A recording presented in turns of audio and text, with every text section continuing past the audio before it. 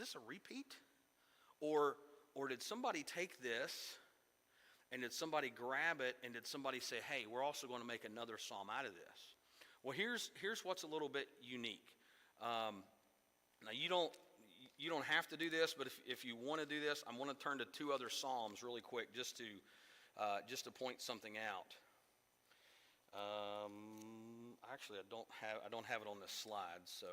But the psalms that I'm going to turn to are Psalm 53. So if you want to follow along, you can. We're going to come back to Psalm 70 in a moment. But Psalm 53, and I want you just to listen to. I just want you to listen to the first two verses of Psalm 53. Okay, so I see some people turn there. I'll wait for just a second. I want you to listen to the first two verses of Psalm 53. It says, "The fool says in his heart, there is no God." We're familiar with that. It says they are corrupt, doing abominable inquiry or iniquity. Excuse me. There is none who does good. God looks down from heaven on the children of man to see if there are any who understand, who seek after God. Okay? So just remember that. Let me read another psalm to you. It's not Psalm 53, it's another one. This other one says this: "The fool says in his heart, there is no God, for they are corrupt and they do abominable deeds. There is none who does good. The Lord looks down from heaven on the children of man to see if there are those who understand, to those who seek God." Sound very familiar? In fact, if you have a study Bible, you may have a footnote in Psalm 53 that takes you back to Psalm 14. And if you're in Psalm 14, you may have a footnote that takes you back to Psalm 53. Those two psalms, and if you look at Psalm 14, Psalm 14 above it has a Psalm of David. Once again, it's kind of, you get kind of detailed. I'm not trying to lose you. Psalm 14 says it's a Psalm of David. Psalm 53 says that it's a Psalm of David. That's the simplest title in a lot of translations. 14 and 53 are pretty much the same thing. But there's a very unique set to this. And what I mean by that is, if you go back and you look at like Psalm 14 and Psalm 53 or Psalm 40, then you jump over to Psalm 70 and you say, hey, these are repeated.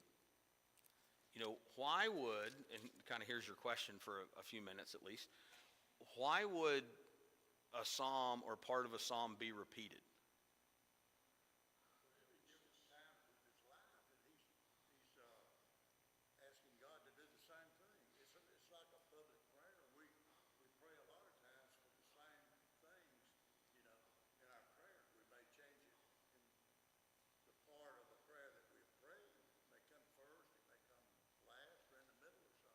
Okay. It may be a time of his life where he's experiencing the same problem.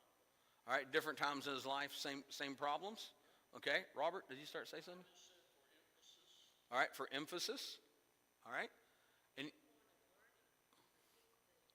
all right, and a point of learning, to be able to repeat. Repetition, key to learning.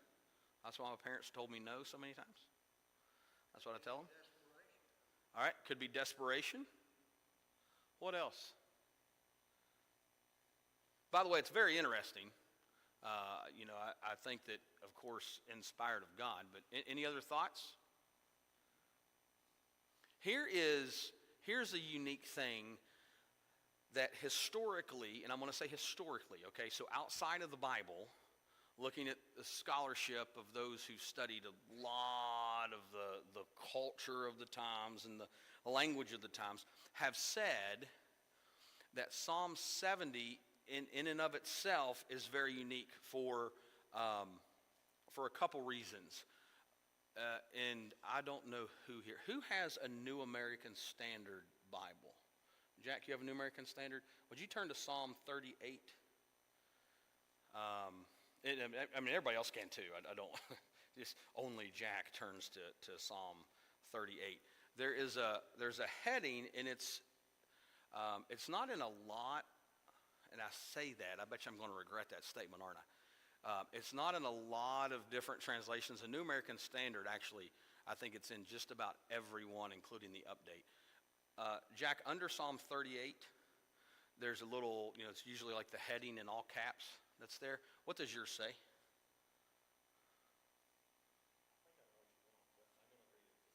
All right. 38, I see it says prayer and suffering, penitent, a psalm of David for a memorial. Okay. Go ahead. No, I'm looking for that right there. No, the memorial offering. Does anybody have that in your Bibles above? It's usually right above verse 1. You have it in yours, Bob? Bob, you still use New American Standard?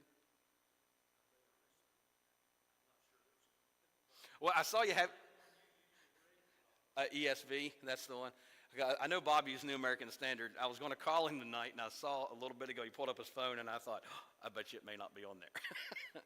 But usually what will be in some of those, and I will say this, it's kind of an added note, is a Psalm of David for the memorial offering.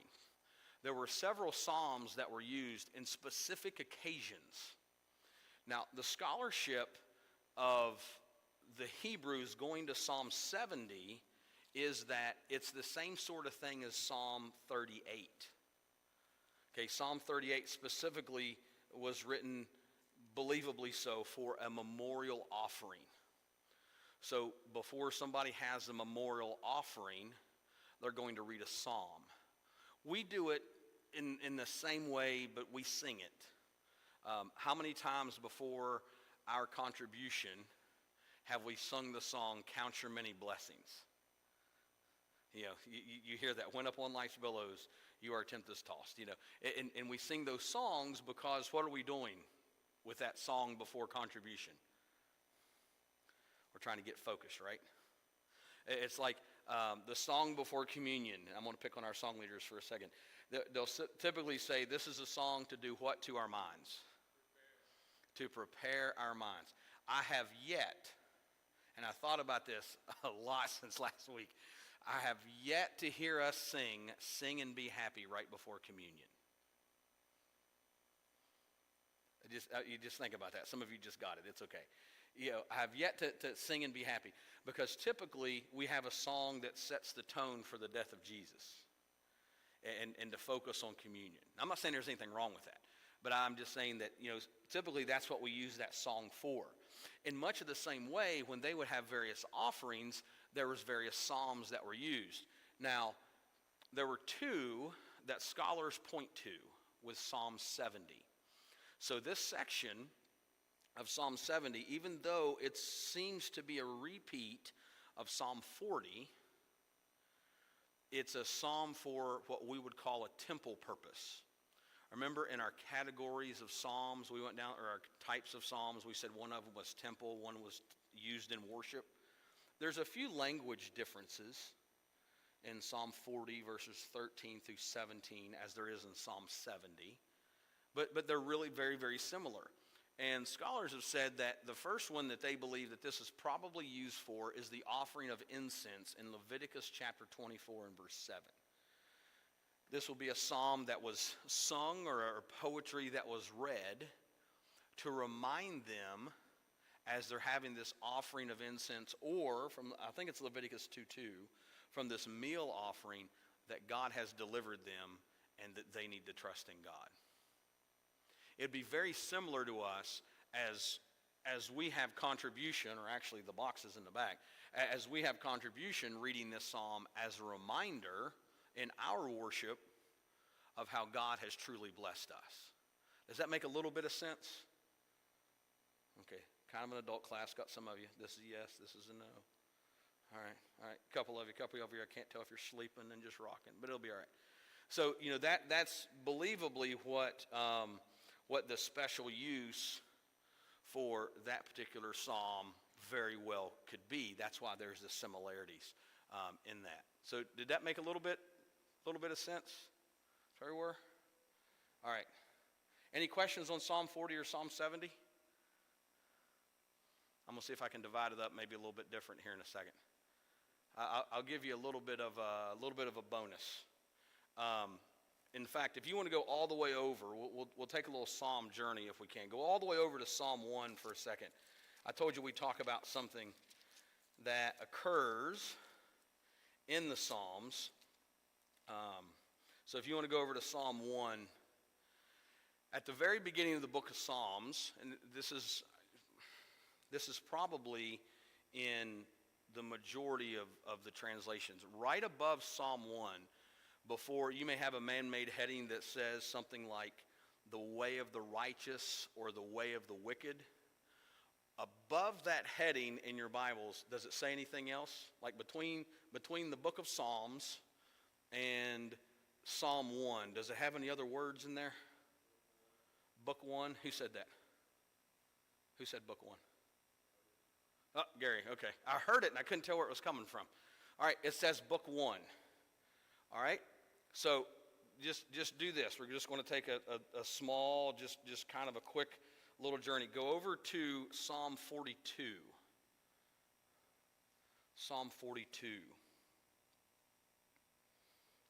Right above Psalm 42, whoever gets there first. Is there Charles got it. Book 2. You're on your phone, aren't you? Tablet, Charles' phone? All right, she's scrolling through. Him and Bob are having a race. All right, so you have book 1 and you have book 2. What do those mean? And by the way, question I had for a long time.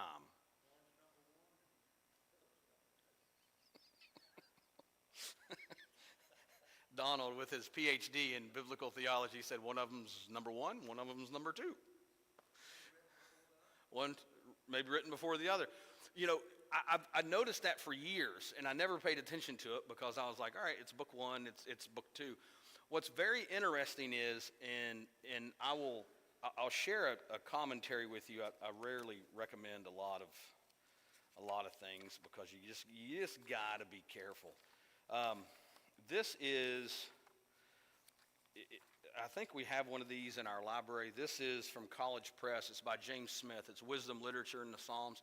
Very excellent book. And this is what he says at the very beginning. He says, from the early times of the Psalms, they were grouped into 5 books. Okay? They're actually, it started off as 4.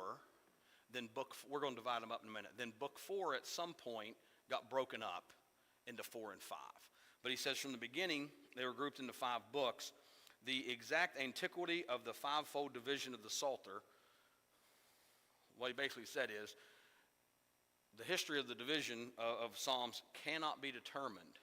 The earliest possible reference has to do about 200 AD. And it's very interesting when you go back and you look at that because typically, and I'll say typically, sometimes we kind of overlook it. And we say, okay, it's book 1 and it's book 2. There's an interesting, I believe the foundation is a Jewish belief in this. And I just share this with you because I'm saying it's interesting. The only foundation that I have for this is a few references to individuals who've taken a look at book 1 and book 2 and book 3 and book 4 and book 5 and looked at the types of psalms that are in there. What they have said is this, that book 1 occurs from Psalm 1 to Psalm 41. That would be what we would call book 1 of the Psalms. These, especially these at the very beginning, they would relate to the Torah. You guys remember what the Torah is? Okay, the Torah is the law. It's the old law. But specifically, these relate to the beginning and to the redemption. Because look at Psalm 1. You know, the way of the wicked, the way of the righteous and the way of the wicked. The way of the ungodly shall perish, the way of the godly shall prosper. And so many people who've taken a look at this say, you know what, this may be it. And I'm saying this, okay, I don't think this is a quiz question to cross over into heaven. I'm saying these are man's thoughts who've taken a look at these books and say these may be the way that they have been divided up. So from Psalm 1 to Psalm 41, these relate to the Torah, specifically the beginning and the redemption. What book in the Old Testament talks about the beginning? Genesis. The Jewish thought continues. Now once again, understand there's a strong pull with a lot of things to go back to the very beginning. Okay, there is if you study Jewish culture. You'll find this out. Book 2 is Psalm 42 to Psalm 72, and in those Psalms, primarily, many believe that it talks about God rescuing man. David's in trouble. God rescues him. Asaph is in trouble. God's going to rescue him. An unknown psalmist. God's going to rescue him. What book in the Bible did God rescue his people? Specifically Exodus. So, see if we can find the pattern, right? I love to find patterns of weird things. So if Psalm 1 through Psalm 41 could relate to the beginning to the redemption, book 2 from 42 to 72 relates to God rescuing man, and it's similar, it's kind of tied, many think, to Exodus. It's a reminder of Exodus. What would book 3 be about? Sort of, but to an extent of the hope for the Messiah, but specifically the worship of God and following the things of God. So in book 3, from 73 to 89, it's where we get a lot of what we typed as those temple psalms. Now there's some messianic psalms in all of these, okay? But those specific temple psalms are relating to the book of Leviticus. Because remember, the book of Leviticus is about offerings. It's about sacrifices. It's about all those things. And that's the book, I had this discussion earlier today, that's the book that so many people get tired of. There's so many jewels in the book of Leviticus. And I know that sounds very biblically nerdy. But there's so many things in there. I shared this with somebody today. It took us thousands of years to understand that you shouldn't build your outhouse above your house if there's a stream flowing by it. Now, we all know that, right? We all go, yeah, that's silly. Why would you ever do that? Because then you're going to get the dirty water there. Okay? It's the same philosophy that I believe that people still keep their toothbrush in their bathroom. That's still a weird one because there's still a bunch of germs. But anyways, that's a whole different discussion. So, but you don't build your outhouse up here. You build it downstream so it doesn't get near your house. It's covered in the book of Leviticus. If you're a nomadic people, there's certain animals you don't want to take with you because they're going to eat all of your food, such as a camel. So you don't want to do that. And those are found in the book of Leviticus. For time's sake, book 4 is Psalm 90 through Psalm 106. And those who've kind of taken a look at this, going back to the Old Testament, say this is kind of a lot like the book of Numbers. It has to do with God's kingdom, the prosperity specifically of God's kingdom, and also Israel's relationship. Not just with God, but with the people around them.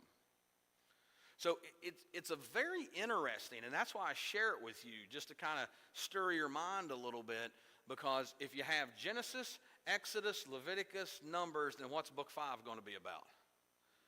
Deuteronomy. Deuteronomy is a book we typically just think 10 Commandments, but there's a lot in the book of Deuteronomy about having praise for God. So, once again, something to share with you because I have not found solid, concrete evidence that says here's why there's book 1, book 2, book 3, book 4, book 5.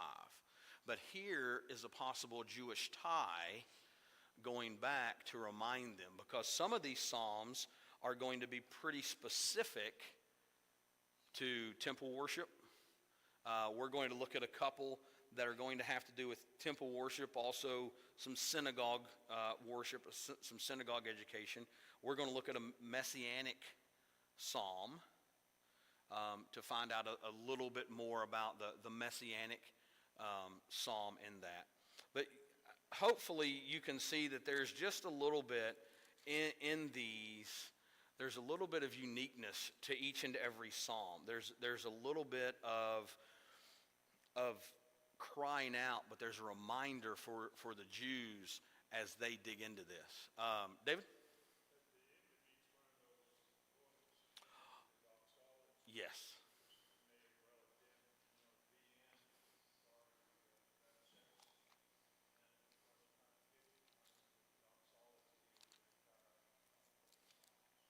Yes, thank you for pointing that out. I had that in my notes, and I blew right past it. David pointed out, I'm glad he did, at the end of all those books, there's a doxology. And at the end of the book of Psalms, there's a doxology. There's a pronouncement at the end of those books.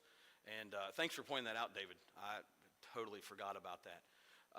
But next Wednesday, here's your psalm for next Wednesday. Next Wednesday, we're going to be in Psalm 83. It starts off with a very familiar phrase to us, and we're going to combine it a little bit with what we talked about tonight. It's the phrase where the psalmist says, God, don't keep silent. Don't keep silent. We sometimes will sing the song, Be Still and Know That I Am God. And now we have the psalmist saying, don't keep quiet. You know, he wants to hear from God. So we're going to be in Psalm 83 next week. But thank you very much. Hope that you were able to gain something tonight. I appreciate the comments. We'll pick up next week, Psalm 83. Thank you.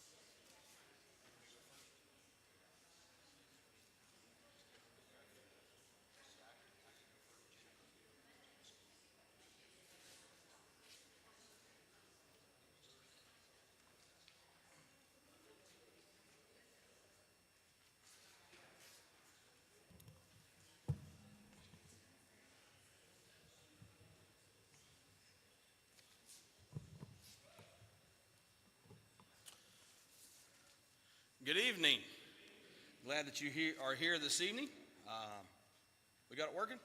All right. Got PowerPoint working. I was going to give you a song in case we didn't, for those of you who weren't in here. It disappeared for a second, but it came back. Appreciate the guys upstairs getting all that arranged. Here in a moment, Jack Horton is going to lead us in singing, and I'll have some words to think about. But I wanted to encourage you to remember a few individuals in your prayers. We announced these in our class, but I want to just repeat these for you. Continue to remember Danny Jones in your prayers. This is Kip's father. He is currently in the hospital. We need to remember him. Also, Rodney Whitson is in Gadsden Regional as well. We need to remember them. There is a card on the table in the foyer that we passed around in our class for Alberta. So if you would like to sign that card, it's out there.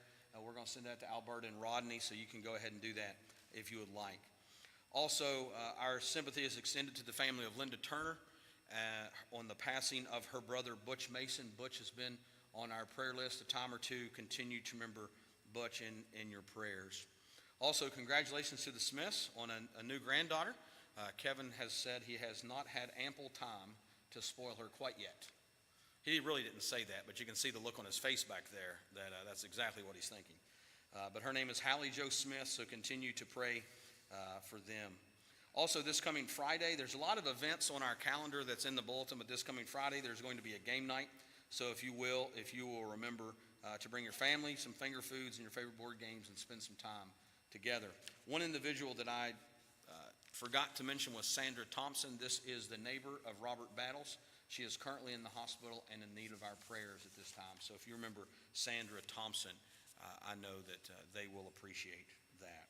Without anything further, Jack Horton is going to lead us in our singing, then we'll have our devotional.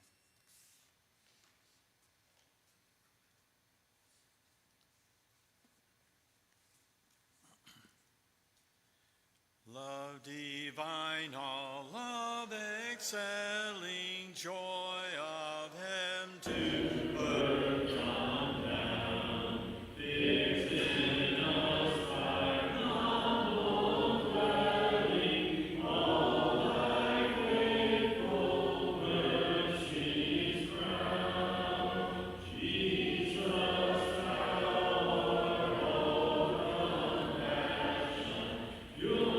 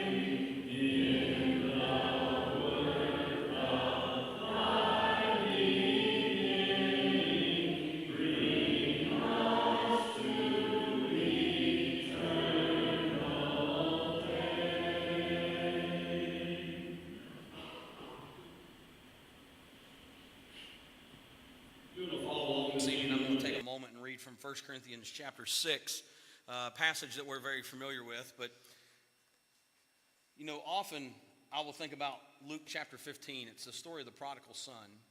We call him the lost son, but he's the prodigal son because he turned around and he came home. But, you know, we've heard this passage, we've heard that parable since we've been able to go to church. You've always heard the story of the man who goes to, or the young man who goes to his father and says, give me everything that's mine. Give me everything that belongs to me. And the dad didn't have to do it, but the dad gave him all the things that would have been part of his inheritance. So he gives him what would amount to a third of his entire estate. So he gives him this money, and like anything else, you give somebody a whole bunch of money, the first thing they're going to do is they're going to invest it wisely, right? They're going to run and they're going to do whatever they want to do with it, and it's going to burn a hole in their pocket, and it burned a hole in his. So he goes off to a foreign land. He goes far away from his mom, from his dad, and from anybody that knew him. And I always wondered about that. Why would somebody venture off as far as they could from mom and dad and everything that they knew?